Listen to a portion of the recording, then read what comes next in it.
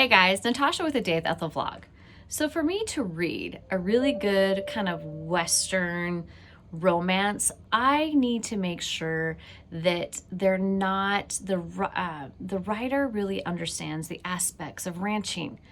I still ranch, we still run cattle, my dad and my brothers, we all come from a long line of, cowboys. And so for me to really read the story, I always wondered sometimes, does the author get our way of living? Let's just say Jennifer Millikin in this Hayden Family Book 1, you did it. This is the Patriot. This is Wes, and this is Dakota's story. Wes is a return veteran. And, 5 years ago, he decided to see a friend that he was in the military with and kind of just see how he was. Well, that friend was having a party that night. In that time, he saw a woman, but let's just say Dakota saw him first. Dakota saw him, and as soon as she saw him, like there was electricity in the air, and she knew that she needed to get closer to this guy. So what every smart girl wants to do, she takes a bottle of whiskey and she goes and introduces herself. Wes and Dakota in that instant had this palpable relationship. Wes felt safe to talk to her, and they kind of forge, in this 24 hours of being together, this kind of romantic relationship.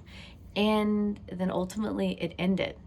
Now we're in the present time, and Dakota is working for her dad at his amazing, company, and she's just trying to set herself forward. But the bad thing about Dakota is that she puts the weight of the world on her shoulders. She kind of suffers with a lot of guilt, and she feels like she needs to redeem herself for some of her past actions. In reality, she doesn't.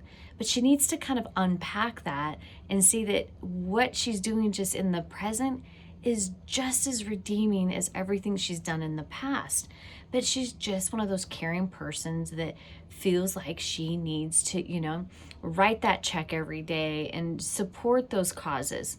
And it's amazing. I wish there was more people out there like her. But then there's Wes. Wes is a returned veteran. He's back at his family's ranch, and he's just trying to live day by day. His brother and his younger sister kind of even said it. He just stomps around. He's lost the fire in his eyes, and they just don't know what's going on. Yes, he's suffering from PTSD, but he almost just needs to find what makes him feel safe and makes him smile again and ignite some, fire to his soul. So his dad decides to sell kind of like a little cornerstone of their beautiful family ranch in northern Arizona.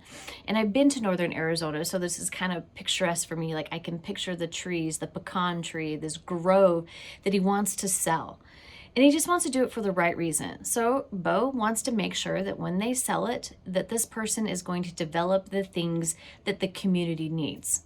So he hires this company. Lo and behold, it's Dakota's family's company. So now Dakota and Wes are back in each other's graces, but are they back in each other's graces? Do they both kind of have to work through those 5 years of kind of just abruptly leaving each other and never exchanging numbers and last names?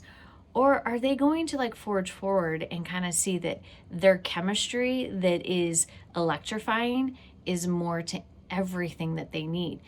Is him being with Dakota the fire that he needs, that spark, getting, instead of dimming his eyes, it lights them up. And Dakota needs it too. She's finally figuring out that it's okay to, forgive and forget and, always have that, but it's okay to move forward.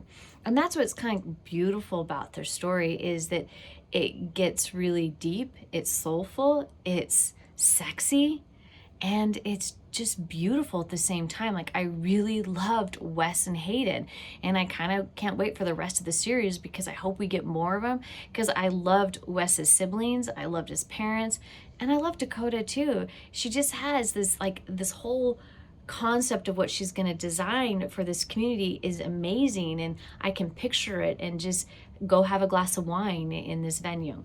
I highlighted a few things that I really thought were just beautiful about the story. These are some of my favorite passages. And this is what Dakota says. I stepped into his arms, and it doesn't feel new. It feels like a place where I belong, and I'm only late arriving. And that's exactly it. Like when she finally sees him again after 5 years, you know, there may be some like animosity, but as soon as she's like in his arms, everything feels right in the world for her. Like they've done this for the last 5 years and they've never had this gap. And that's what's kind of fun about this story, is these two just have this easy conversation with each other and they're easy times. And then Wes says it's too much. He goes, "You are so much more and you terrify me." And it's Wes finally is like realizing that she's the light that he needed. And you know, she kind of catches on his nuances with the PTSD and kind of just does things for him so he doesn't feel uncomfortable in a crowd, and makes him feel whole in those instances. And then ultimately, Dakota is a wave and I'm drowning in her, and I've never been so thrilled at this prospect of dying.